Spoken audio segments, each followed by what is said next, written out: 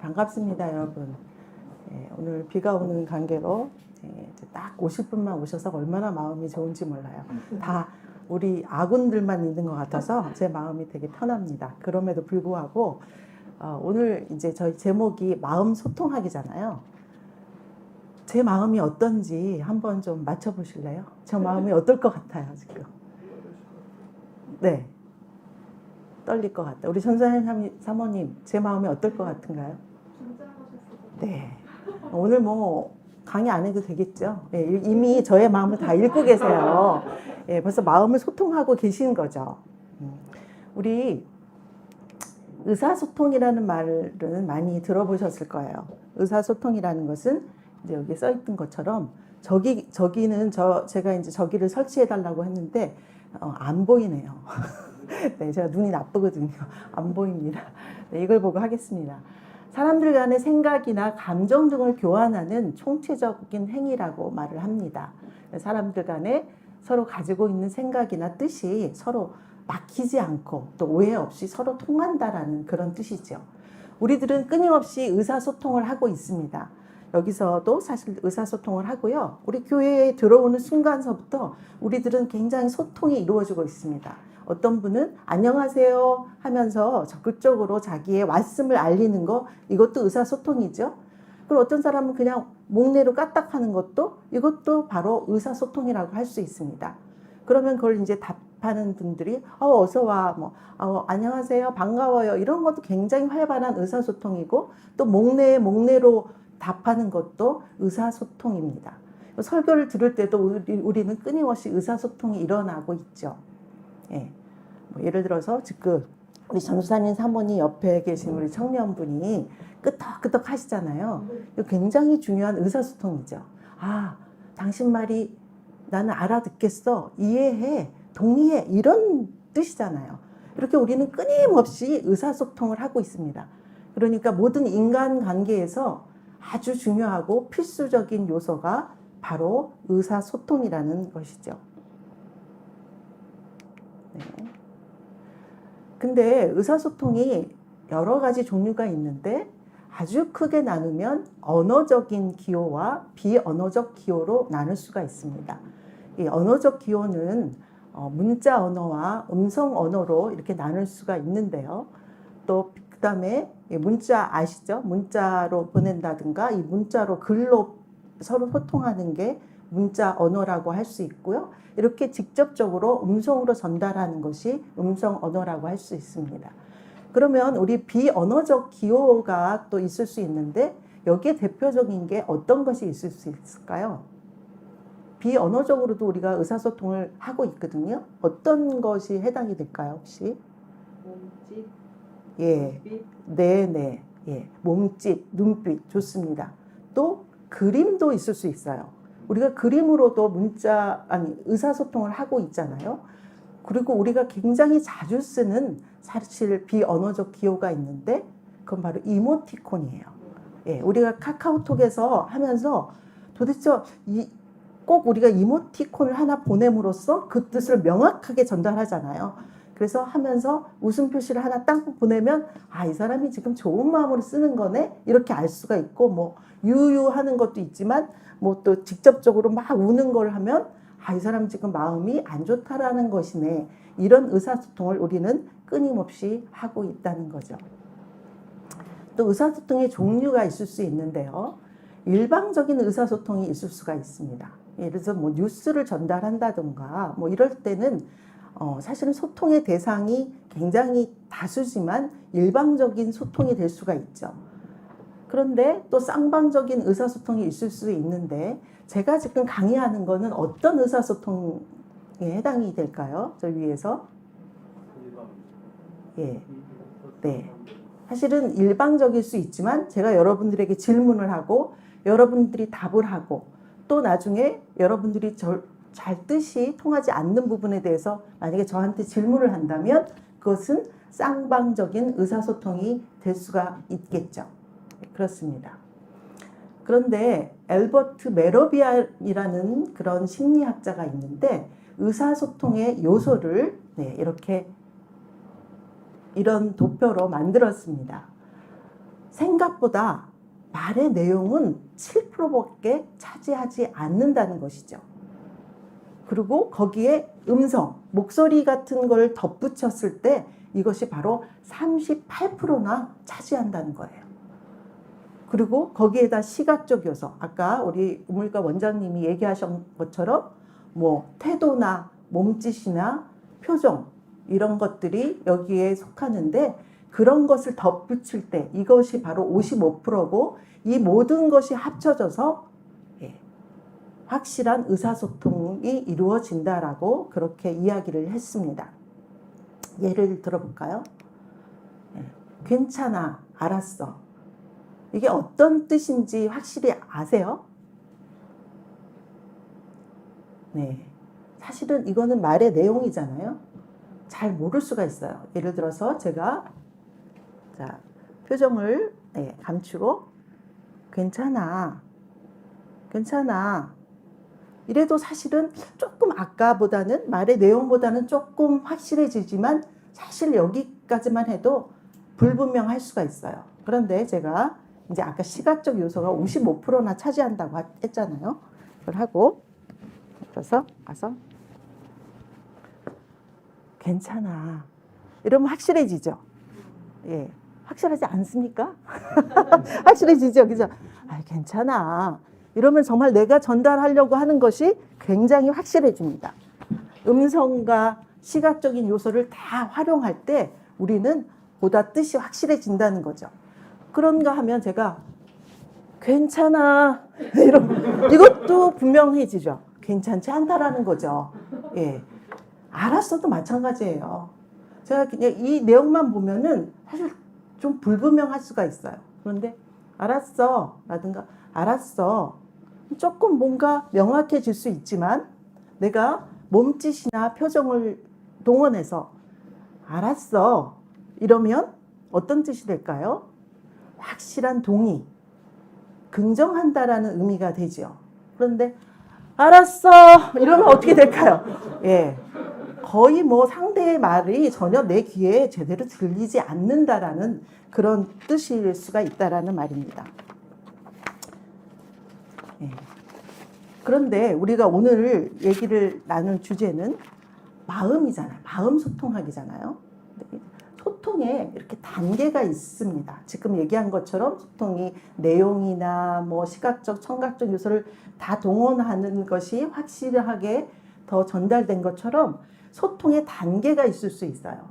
일상적 대화의 단계, 일상적인 대화죠. 밥 먹었니? 오늘 오늘 잘 잤니? 뭐 이런 것들이 다 일상적 대화의 단계라고 할 수 있습니다. 근데 거기보다 조금 더 들어간다면 사실을 전달할 수가 있어요. 오늘 비가 온다. 뭐 이런 것도 사실을 전달하는 것이기도 하고요. 또 뉴스에서 주로 하는 것들이 사실을 전달할 수 있는 거라고 볼 수가 있죠. 또 내가 오늘 늦게 일어나서 학교에 늦었어. 이런 것도 다 사실 전달이라고 할 수 있죠. 거기보다 조금 한 단계 더 깊이 들어가면은 의견 교환의 단계에 이릅니다. 네 생각은 어때? 내가 오늘 이렇게 학교에 늦어서 혼났는데 어떻게 생각해? 라든가 뭐 이렇게 의견을 구할 수가 있고, 또 이게 회사에서 사실은 흔히 일어나는 소통의 단계일 수 있습니다. 자기 의견을 내고 아이디어 회의를 하고 전략 회의를 한다든지 이 모든 것들은 다시 의견을 구하는 그 의견 교환의 단계에 이른다고 볼 수가 있죠. 그리고 교회에서 하는 뭐 성경 공부라든지 큐티 나눔 뭐 이런 것도 사실은 의견 교환의 단계라고 할 수가 있습니다. 그런데 가장 더 깊이 들어간다면 이제는 감정을 소통하는 단계에 이르게 됩니다. 예를 들어서 내가 오늘 늦게 일어나서 학교에 지각을 했어. 그래서 선생님한테 꾸지람을 받았어. 그래서 되게 기분이 안 좋아. 되게 짜증이 나. 이렇게 감정까지 내가 말을 한다면 이거는 감정을 교환하는 감정 소통의 단계까지 이르게 된다는 것이죠. 그래서 우리가 이 감정 소통의 단계까지 이르러야지만 비로소 그 소통하는 대상과 친밀감을 느끼게 됩니다. 의견 교환까지만 이루어지는 것은 사실은 거리감이 확실히 있을 수 있는데, 감정을 소통하는 단계까지 이르면 그 사람과의 연대감, 친밀감이 급속도로 이루어질 수가 있다라는 거죠. 사실 이거는 하나님하고의 사이에도 마찬가지입니다. 하나님과의 사이에서도 우리가 뭐 항상 이랬어요, 저랬어요, 이래 주셨으면 좋겠어요, 저래 주셨으면 좋겠어요, 이렇게 하지만 거기에다 정말 내가 화가 나면 하나님한테 나 이래서 너무 속상해요, 하나님. 나 이래서 너무 화가 나요, 짜증나요. 이렇게 말을 할 수 있다면 그건 하나님과 굉장히 가까운 관계가 될 수 있다라는 거죠. 근데 그걸 하기가 사실 쉽지가 않죠. 우리는 하나님이라는 분을 너무나 크고 정말 너무 이렇게 위대한 분으로 생각하기 때문에 우리 뭐 옆집 아저씨한테 못하죠. 그런 말. 옆집 아저씨한테 그런 말 했다 혼나죠. 예. 그렇게 아주 친숙한 사람한테 대할 때 그렇게 못하지만 사실은 영성 훈련에 보면은 그런 감정까지를 교환하게 하는 그런 훈련이 있습니다. 그래야지만 비로소 하나님도 나와 굉장히 가까운 사이가 될 수가 있다는 거죠. 그렇게 느껴진다는 거죠. 그런데 우리가 오늘 마음을 소통한다라는 것에 대해서 하려고 하는데, 이 마음에 따라붙는 이 단어들이에요. 예. 마음이 슬프다, 아프다, 뭐 마음이 외롭다, 마음이 고독하다, 마음이 상하다, 흡족하다, 흥분되다, 마음이 고요하다, 마음이 조여온다, 이런 말들을 우리가 쓰잖아요. 그리고 마음을 닫다, 마음을 열다, 마음을 나누다, 주다, 이런 건 다 뭘까요? 이 속에는 감정이 들어있는 거죠. 하나도 감정이 들어있지 않은 말들이 없어요. 그러니까 마음을 소통한다라는 것은 사실은 감정을 소통하는 것과 동일하고 볼 수가 있습니다. 내가 상대방과 마음을 소통한다 이런 것은 아까 의사 전달의 단계에서 가장 깊은 단계를 나눈다라는 의미와 동의어라는 것이죠. 근데 이 감정 소통이 사실 쉽지가 않죠. 왜 그럴까요? 우리는 이 감정과 감정적이라는 단어를 사실 혼돈할 수가 있어요. 엄연히 다른 건데 감정적이라는 말 때문에 감정적이다 이러면 굉장히 좀 부정적인 의미로 다가오잖아요. 어떤 부정적인 의미냐면 너무 감정적이어서 일을 망쳤어. 약간 뭔가 객관적이고 냉정하게 뭘 처리해야 되는데 내 감정적인 걸로 판단을 잘못해서 일을 망치는 경우로 많이 예를 들거든요. 그러다 보니까 이 감정이라는 것 자체에 대한 부정적인 것들이 우리 안에 회자되고 있어서 감정 이러면 이걸 함부로 내보이면 안 되는 것, 이런 의식이 많이 있을 수 있어요. 특히 회사 생활이나 사회 생활에서 우리가 감정을 드러내서 뭐 이렇게 좋았던 적이 별로 없잖아요. 뭐 이렇게 업무 회의를 하는데 나 지금 너무 마음이 우울합니다, 뭐 이런 말을 이렇게 나누지는 사실 않잖아요. 그러다 보니까 이 감정이라는 것은 굉장히 뭔가 드러내면 안 되는 것, 내 안에 닫아놔야 되는 것, 약간 이런 오해가 쌓여 있어서 그렇게 될 경우가 많이 있습니다. 그런데 사실 우리를 가장 힘들게 하고 우리를 어쩌면 극단적인 선택으로 이끄는 것은 감정입니다. 우리가 어떤 사실 때문에 그렇게 힘들거나 극단적인 선택까지 생각하지 않아요. 사실로 인해서 벌어진 나의 감정, 어떤 사실이 벌어졌는데 그것 때문에 내 마음이 너무 절망스럽고 너무 답답하고 빠져나갈 수 없다라고 생각할 때 우리는 극단적인 선택을 생각하곤 합니다. 그러니까 감정이라는 건 굉장히 중요한 거예요. 이 감정이 빠지면 우리는 그냥 로봇과 다를 바 없는 거죠. 예. 그리고 저 사람은 참 평온하게 보여. 감정이 별로 얼굴에 드러나지 않는 사람들이 있잖아요. 그런 사람이 감정이 잘 자기가 조절하고 관리해서 그러는 것일 수도 있으나 사실은 그것을 내보이기가 너무 어색하고 불편하고 또 자기 감정을 잘 몰라서 그런 경우가 사실은 굉장히 많습니다. 특히 남성들 같은 경우에. 그러다 보니까 어떤 게 나오냐면, 이거는 리쌍의 가사죠. 노래 중에 내가 걷는 게 아니야. 내가 웃는 게 아니야. 또 요 밑에는 아 웃고 있어도 눈물이 난다. 여기 어디에 나오는 가사인지 아세요? 네. 네, 맞습니다. 그 겨울의 찻집 조용필의 예, 그 겨울의 찻집에 나오는 가사입니다. 저는 이 노래 부를 때 너무 진짜 내 마음이 막 이렇게 뭉클해져요. 이건 다 뭐죠? 자기의 속마음과 내가 지금 표현하고 있는 것이 다르다는 거예요. 나는 지금 웃을 마음이 아닌데 지금 웃고 있다는 거예요. 내가 그래서 내 마음은 그렇지 않다라는 그 가사죠. 속에는 지금 슬픔이 가득 차 있다는 거예요. 웃고 있어도 눈물이 난다라는 거. 왜 이런 현상이 벌어질까요? 우리가 그래도 보편적으로 가장 쉽게 드러내는 감정이 바로 웃음입니다. 웃음이라는 것은 괜찮아, 난 좋아, 나는 굉장히 해피해, 이런 것의 비언어적 표현이라고 할 수 있습니다. 이거는 굉장히 사람들이 좋아하는 표현이죠. 사회적으로 용인이 제일 가장 잘 되는 표현입니다. 웃는 얼굴에 침 못 뱉는다. 뭐 그런 말이 있잖아요. 그러다 보니까 웃음은 사회적으로 싫어하는 사람이 별로 없어요. 그러다 보니까 자꾸 웃음으로 이렇게 하는 거예요. 정말 우리가 속에서 불같이 화가 나는데도 그냥 아 괜찮아요 이렇게 아 네 괜찮아요 이런 걸로 자꾸 자기를 넘겨버리게 된다는 거죠. 사실은 자기가 자기 자존감이 무너지고 내 존재 자체가 침해를 받아서 항의하고 반박하고 어떤 주장해야 되는 상황이 왔을 때도 그냥 아 웃고 있어요. 예, 그래야 된다고 생각을 하니까 그럴 때가 너무나도 많습니다. 이렇게 우리는 소통에 있어서 굉장히 많은 방해물이 존재를 합니다. 선입견도 그렇고요. 또 문화적 차이에서 오는 것도 굉장히 상대와 나의 소통을 방해합니다. 또 지위가 나보다 훨씬 높은 사람한테 우리가 마음을 열어서 소통한다는 것도 굉장히 어렵잖아요. 또 물리적 환경. 하다못해 화장실 갈 때 마음 다르고 나올 때 마음 다른데 그런 막 화장실이 급한 사람을 붙들고 내가 뭔가를 소통하려고 하면 이 사람 지금 생각은 어떨까요? 빨리 화장실 가야 되죠.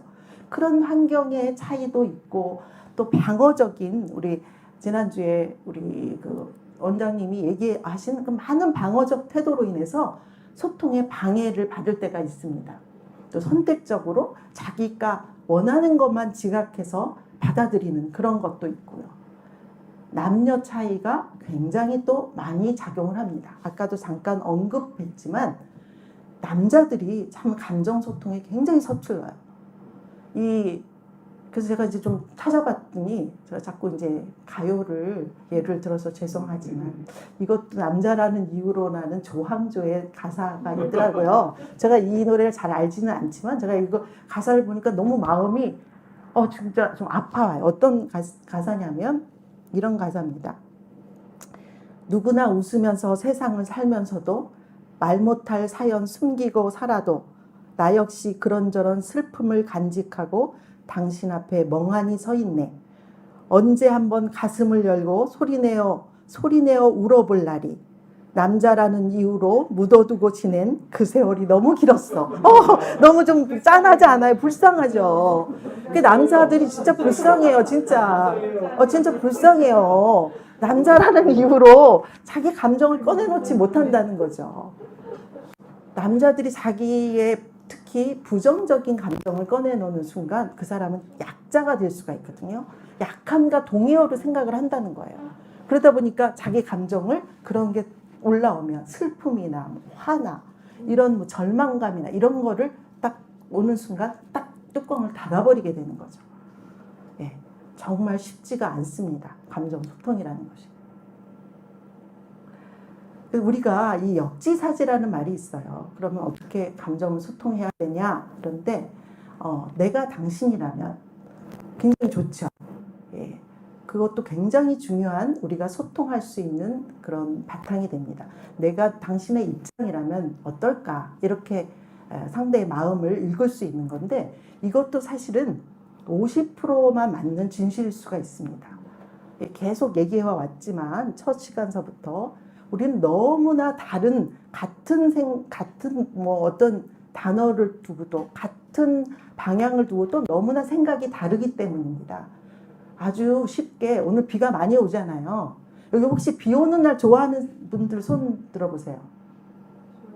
네, 이러시잖아요. 비 오는 날 싫어하는 분. 네, 달라요. 저 비 오는 거 너무 싫어요. 부질부질하고 아주 딱지색이에요. 그런데 자기 마음 같아서 야, 비 오니까 너무 좋아. 야, 우리 이렇게 너무 좋은 날이니까 비 오는 날 집에 있을 수 없잖아. 어디 같이 갈래? 이러면 진짜 저는 너무 짜증이 나겠죠. 예, 싫어. 예, 이렇게 너무나 다른 하나의 선상을 놓고 굉장히 많은 자기의 경험상, 자기의 선호에 따라서 많은 해석이 있기 때문에 이거는 절반의 진실일 수가 있어요. 역지사지라는 게. 그럼 어떻게 해야 되겠어요? 예, 물어보는 게 좋죠. 네 마음은 지금 어때? 너 지금 어떻게 생각해? 이 물어보는 게 좋아요. 그런데 이 물어보는 거에 답하는 사람도 아까도 얘기했잖아요. 우리 한국 사람 특히 잘 솔직하게 말을 안 해요. 그래 좋아 이렇게 억지로 하기가 쉽거든요. 그러니까 그것도 사실 그 사람을 정확히 파악하지 못한다는 거죠.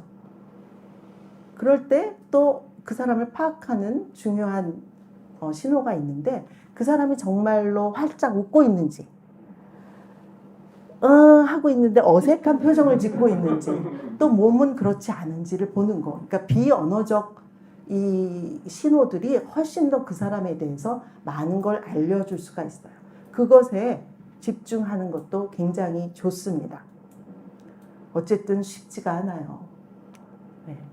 그래서 제가 시를 하나 가져왔는데요. 우리 첫 시간에 이상학 교수님, 또 둘째 시간에 우리 최정희 원장님도 시를 가져와서 제가 배가 아파서 저도 시를 가져왔습니다. 예. 사람이 온다는 건 이라는 시죠. 방문객이라는 시인데 사람이 온다는 건 실로 어마어마한 일이다. 그는 그의 과거와 현재와 그리고 그의 미래와 함께 오기 때문이다. 한 사람의 일생이 오기 때문이다. 부서지기 쉬운, 그래서 부서지기도 했을 마음이 오는 것이다. 그 갈피를 아마 바람은 더듬어 볼 수 있을 마음. 내 마음이 그런 바람을 흉내낸다면 필경 환대가 될 것이다. 내 앞에 있는 이 사람은 그냥 오늘에 있는 현재 이 사람이 아니라는 거예요. 이 사람에게는 과거의 많은 역사와 함께 지금 여기 앞에 있다라는 거예요. 그래서 이 마음을 헤아려 볼 수 있다는 것은 굉장히 어려운 거라는 거예요. 바람은 혹시 이 마음의 갈피를 헤아려 볼 수 있을까? 우리가 그렇게 내 앞에 있는 사람을 바람처럼 헤아리려고 한다면 그것이 바로 환대가 된다라는 그러한 시입니다. 그만큼 사람의 마음을 헤아린다는 것이 어렵다라는 것이죠. 그래서 너 그렇게 내 마음을 몰라줘. 이거는 어떤 말이죠? 굉장히 무지한 말입니다. 마음을 몰라요. 천길 물속은 알아도 항일 사람의 마음을 어찌 알겠습니까? 여러분들이 다 여기에 이렇게 앉아있지만 사실 너무나 다른 마음들을 가지고 있잖아요. 왜냐하면 이 역사가 있고 경험들이 있어서 여기에 있고 그 마음에 부서진 마음도 때로는 갖고 이 앞에 있기 때문입니다. 그래서 우리가 사랑과 소통을 하기 위해서는 그렇게 사람의 마음을 헤아려 보고 그 사람의 마음에 이렇게 닿으려고 노력하는 것도 중요하지만 그보다 더 선제적으로 해야 될 것이 있습니다. 바로 자기 자신의 마음과의 소통이라는 것입니다. 우리가 내 마음을 모르면서 내 감정을 닫아둔 채로 절대 상대의 마음을 읽을 수가 없습니다. 나는 내 감정을 많이 억압을 해둔 상태에서 상대의 마음을 결코 이해하거나 헤아릴 수가 없다라는 말입니다. 그래서 자기 자신과 특히 자기 마음과의 소통은 굉장히 중요한 겁니다. 이것이 가장 중요하다고 할 수 있습니다. 모든 감정에는 이유가 있어서 그 감정이 일어나요. 아까 이제 감정에 대해서 자꾸 자기가 회피하려고 하는 사람도 있지만은 모든 감정에는 이유가 있습니다. 그 감정은 나에 대한 굉장히 중요한 많은 것들을 알려주어요. 내가 뭐에 관심이 있고 내 원함이 뭔지를 바로 그 감정이 알려준다는 것이죠. 우리가 저기 뭐 부산에 사는 사람 혹은 뭐 미국에 사는 사람이 엄청난 뭐 복권에 당첨됐다고 해요. 잠시 부러울 수는 있어요. 그렇지만 그게 나를 막 부러워 미치겠다, 막 너무 부러워, 질투나 이렇게 가지는 않습니다. 그런데 사촌이 땅을 사면 배가 아파요. 왜 그렇죠?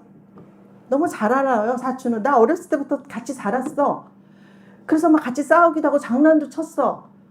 그래서 내가 사촌이 되게 만만해. 내가 사실은 쟤보다 잘났어. 근데 얘는 땅을 샀어. 나는 땅이 없는데. 그럴 때 배가 아파오는 거예요. 거기에는 나와 나의 관심, 내가 사촌보다 더 잘 돼야 되는데, 내가 더 잘 되고 싶은데 라는 마음이 들어있다라는 거죠. 우리 양선영 사모님이 뜨개질 너무 잘하시잖아요. 예, 부러워요. 저는 진짜 저런 좋은 재능을 가지셔서 너무 부럽다. 그렇지만 제가 배가 아프진 않아요. 왜 그럴까요? 저는 그쪽에 재능이 없음을 일찍부터 간파했기 때문에 별로 저의 관심사가 사실은 아닐 수 있어요. 그래서 그게 그렇게 나를 배가 아파하거나 질투가 나거나 이런 데로 몰고 가지 않습니다. 그런데 만약에 나도 이런 뜨개질에 관심이 있고 그걸 잘하고 싶은데, 그런 사람인데 양선 사모님이 이걸 잘하고 뭔가 SNS를 통해서 활발하게 활동하시고 책도 냈다면 사실은 내 마음에 시샘하는 마음이 당연히 들겠죠. 거기에는 나도 잘 되고 싶어, 나도 그렇게 하고 싶어, 이런 나의 욕구가 숨어 있다라는 거죠. 그러니까 그 감정은 무시할 것이 아닙니다. 감정은 오히려 그 속에 나를 향해서 말해주고 있는 많은 것들이 들어 있습니다.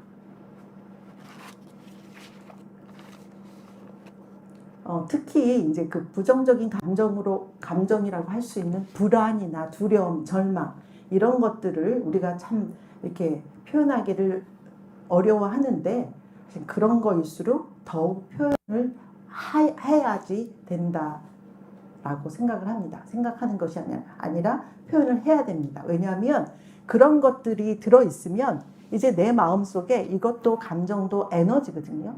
이 에너지가 내 안에 눌려 있는 거예요.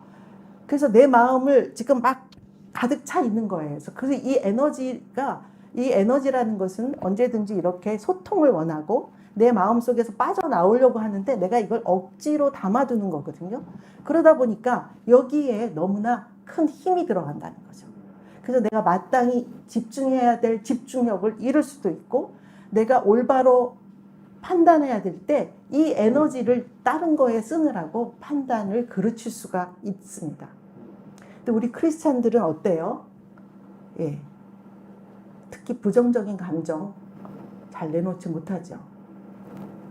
아까 또 성령 충만에 대해서 목사님 말씀하셨지만 저도 굉장히 은혜를 받았습니다.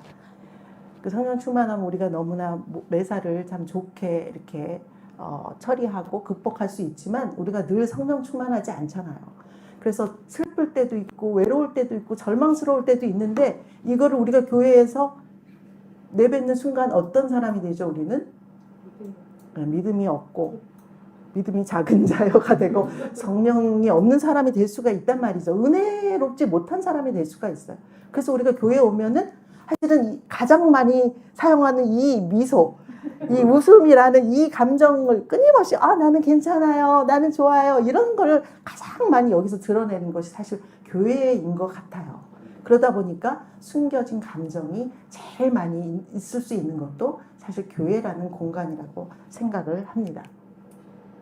근데 도널드 위니컷이라는 심리학자가 이렇게 말을 했어요.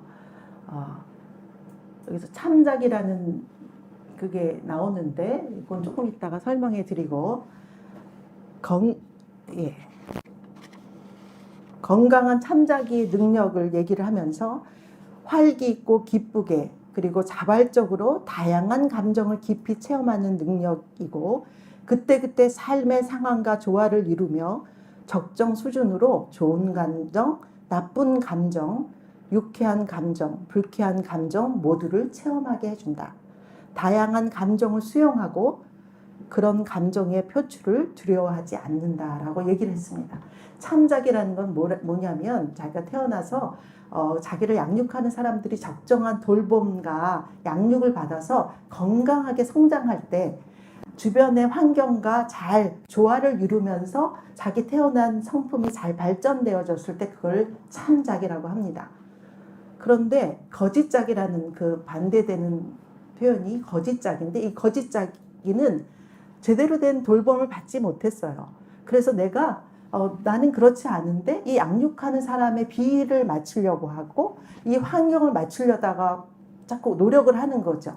그래서 내 속마음과 나의 진정한 자기 자신을 잃어버리고 자꾸 거기에 맞추는 그것이 성장하게 되는 것이 바로 거짓작이라는 그런 단어입니다.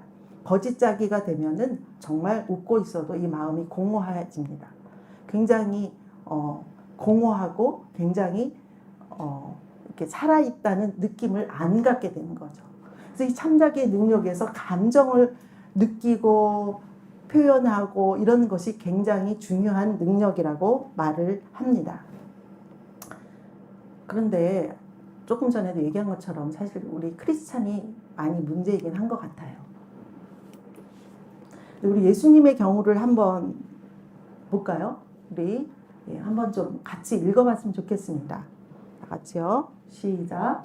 성을 보시고 보시며 이르시되 그를 어디 두었느냐 이르되 주여 와서 보옵소서 하니 예수께서 눈물을 흘리시더라. 예수께서 성전에 들어가사 성전 안에서 매매하는 모든 사람들을 내쫓으시며 돈 받는 사람들의 상과 빚을 받는 사람들의 의자를 둘러 엎으시고 제자들 보시며 베드로를 꾸짖어 이르시되 사탄아 내 뒤로 물러가라. 내가 하나님의 일을 생각하지 아니하고 도리어 이르는 일을 생각하는도다. 우리가 예수님 그러면 정말 말할 수 없는 사랑 그 자체고 긍휼이 많으신 하나님입니다. 그리고 우리를 위해서 우리 죄를 위해서 십자가의 목숨을 바치기까지 우리를 사랑하시는 분이라고 우리는 믿고 있고 그렇게 믿습니다. 그런데 성경에 보면 예수님께서 자기의 감정을 표현하시는 이 구절이 나옵니다. 두 구절은 슬픔을 표현하신 거고요. 그 다음에 세 번째와 네 번째는 분노와 또 굉장히 냉정하고 단호하게 꾸짖는 그런 성경 구절이 나옵니다. 어떻게 생각하세요, 여러분들은?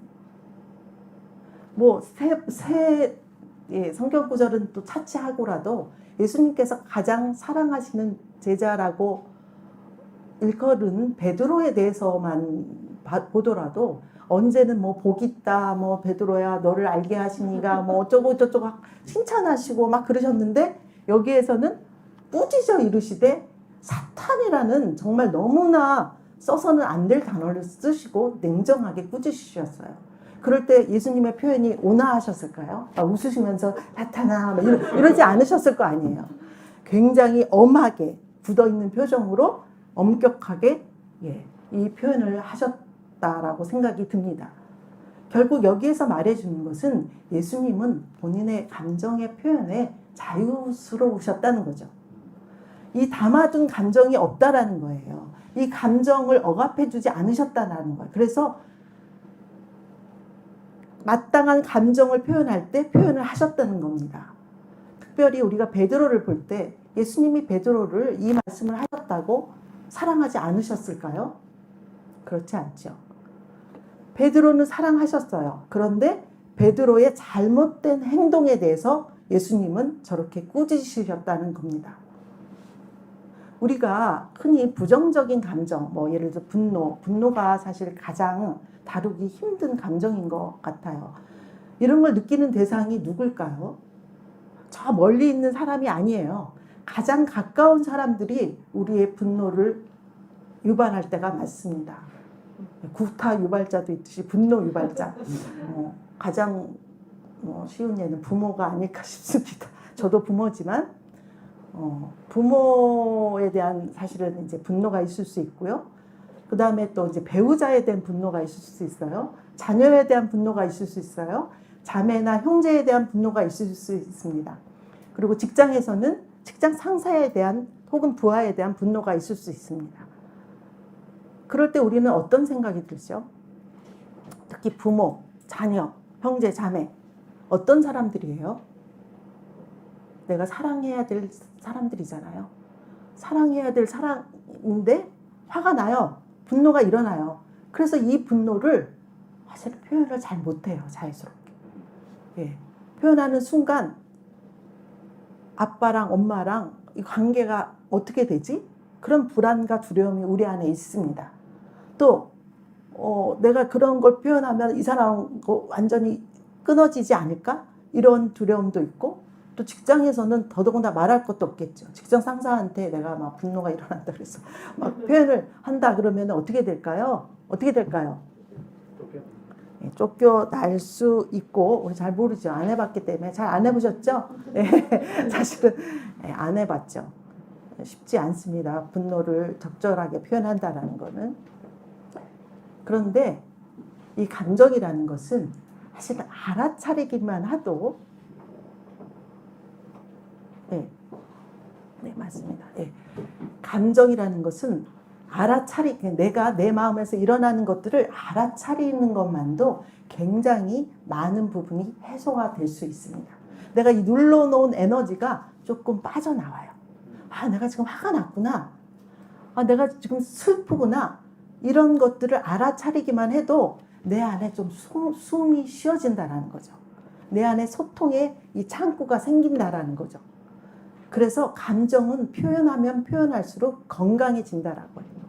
그 감정이 단련이 된다라는 거죠. 우리가 아까도 감정적이라는 말을 썼지만 이 감정으로 인해서 곤란에 빠졌다는 것은 건강하지 못한 감정이기 때문에 건강하지 못하다는 것은 제대로 단련되지 않은 감정이 엉뚱한 곳에 터져서 나오는 감정이기 때문에 우리는 손해를 보거나 곤란한 처지에 놓이게 됩니다.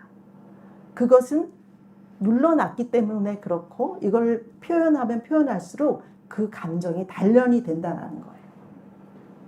그런데 사실 이것도 쉽진 않아요. 저도 압니다. 저도 잘 못해요. 저도 뭐 막 할 것 같지만 옛날에는 아이들한테 잘했다가 이제 큰일 나죠. 아이들은 다 컸기 때문에 잘못했다가 완전히 이렇게 미친 엄마가 되기 때문에 아이들한테도 이제 화가 날 때는 꼭 눌러야 됩니다. 우리에게 복음이 하나 있는데 예수님이 오신 거 말고 이 화 같은 분노 같은 우리가 다루기 힘든 이 감정적인 것들은 사실 내가 화가 난 대상한테 꼭 풀지 않아도 된다라는 것이죠. 내가 제3자에게 얘기를 해도 굉장한 많은 부분에서 해소가 될 수 있다라는 것입니다. 내 마음에 통로가 생긴다라는 거예요. 내 마음에 여유가 생길 수 있다라는 거예요. 그래서 사실 상사 뒷담화하는 거 저는 나쁘다고 생각하지 않습니다. 우리 뒷담화 잘 하잖아요. 직장인들이 끝나고 회식하면서 막 뒷담화 하잖아요. 그것이 사실은 그 사람을 살게 하는 거 있을 수도 있습니다. 그것마저 하지 않으면 못 살 수도 있어요. 또 여성들도 이제 그런 뒷담화에 사실 능한데 여성 이건 차별 발언이 아니라 이제 좀 하는데 저는 그것이 꼭 나쁘다고 생각하지 않아요. 그걸로 우리에게 숨통이 트일 수 있다라는 거죠. 물론 신뢰할 수 있는 대상하게 해야죠. 엉뚱한 사람에게 했다가 그 사람이 다시 그 사람한테 얘기를 하고 이러면 진짜 어마어마한 일이 우리가 이제 추스릴 수 없는 큰 일이 벌어지죠. 그렇게 우리가 자기의 감정을 해결하지 못하는 너무나 힘든 감정을 누군가에게 털어놓고 표현하는 것, 그것만으로도 굉장히 많은 부분이 해소가 될 수 있고 우리 마음에 통로가 생길 수 있습니다. 그리고 이제 그렇게 하면서 내 안에 조절이 가능해진다는 거죠. 내가 누군가에게 막 얘기를 하면 그때 그 수위가 줄어들면서 내가 이제는 조절할 수 있는 그런 수위로 내려올 수 있다는 거죠. 그렇지만 그런 내가 막 털어놓을 사람, 막 쉽게 털어놓고 이럴 사람이 없는 분들이 있잖아요. 만만하게 막 자기 감정을 소통하지 못하는 그러한 사람들을 위해서 아까 말했죠. 안전한 공간에서 안전한 대상에게 표현을 하면 된다. 우물가 상담원에서 그걸 준비하고 있습니다. 네. 상담을 통해서 굉장히 중요하고요. 또 퍼포먼스 세라피라는 게 있습니다. 여기에 나오는 것들은 이건 사실은 대본이에요. 대본이고 연극 대사의 하나입니다. 그런데 연극 대사지만 여기에서 다루고 있는 감정은 사실은 진짜예요. 연극적이야 이러면 가짜라고 생각하는데 이 대본은 사실이 아닐 수 있지만 여기에서 다루는 감정은 진짜입니다. 여기에서 이렇게 해보고 표현해 보면서 자기의 감정을 더 잘 느낄 수가 있어요. 아, 내가 이런 거에 막혀 있었구나. 그리고 이 감정에는 분명한 원함이 담겨 있다고 말씀드렸잖아요. 그래서 원함을 찾아갈 수 있습니다. 이런 아주 좋은 도구를 우리 우물가 상담원에서 준비하고 있다라는 거죠. 우리 한번 해볼까요? 예. 요거를 한번 우리 청년이 한번 저 읽어보실래요? 네, 편하게 읽어보세요. 난 아버지를 떠올리면 소리부터 들려와요. 쨍그런 그릇 깨지는 소리, 욕하고 때려 부수는 소리, 강아지를 발로 차서 깽깽거리는 소리. 아버지와 나는 좋은 기억이 하나도 없어요. 그저 아버지는 힘없는 엄마와 우리들에게 술 취해서 소리 지르고 때리고, 우리들은 아버지를 피해서 숨느라 정신없었던 기억밖에. 지금도 그 생각만 하면 가슴이 마르고 쿵각쿵각거려요. 이웃집에서 싸우는 소리가 나거나 길거리에서 싸우는 사람만 봐도 어쩔 줄 모르겠어요. 내 속에서 피가 끓어요. 아버지. 그 중에서도 내가 가장 화가 나는 게 뭔지 아세요? 그때로 돌아갈 수 있다면 나는 아버지한테 말하고 싶어요. 안 돼, 그만해, 절대 안 되라고. 한 번도 그렇게 말하지 못했어요. 우리 모두 아버지의 폭력에 그저 길들여지고 상처 입은 강아지 새끼처럼 마냥 낑낑거리기만 했어요. 그게 화가 나서 미치겠다고요, 아버지. 네, 이런 이제 대본을 이렇게 표현을 한다고 해봐요. 여기에서 다루고 있는 감정은 뭘까요? 네, 예, 분노가 이제 표면에 드러나는 것은 분노일 수 있습니다. 그래서 분노 때문에 아버지한테 지금 뭘 하고 있는 거죠? 네? 화내고 있다. 예, 화내고 있는 건데 뭐 아버지를 설득하거나 아버지한테 고백하거나 설명한다기보다는 항의를 하고 있죠. 예, 화가 나서 항의를 하고 있는 거예요. 이거를 해보는 겁니다. 이걸 해보다 보면 사실은 이 사람의 진정한 마음의 원함은 뭘까요? 네, 아버지랑 사실은 아버지를 사랑하고 싶은 거예요. 아버지와 친해지고 싶은 거예요. 근데 아버지의 잘못된 행동 때문에 내가 그러지 못하는 거예요. 근데 한 번도 그렇게 생각해보지 못했어요. 내 속에 그런 원함이 있는지 몰랐어요. 근데 이런 걸 자꾸 되풀이해서 하다 보면 그런 원함이 드러나게 됩니다. 네, 또 다른 것도 한번 볼까요? 네, 우리 은선 자매가 한번 조금 감정을 넣어서 미모 배우니까 한번 해보세요. 네.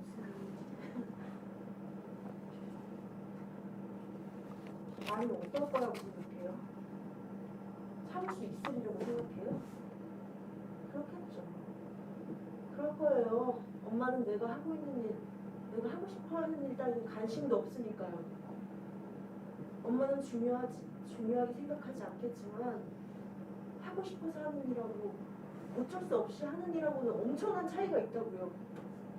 난 내가 하는 일이 마음에 들지 않아요. 엄마는 내가 그 가게에 환장한 줄 아세요? 내가 그 가게를 좋아하는 줄 아세요?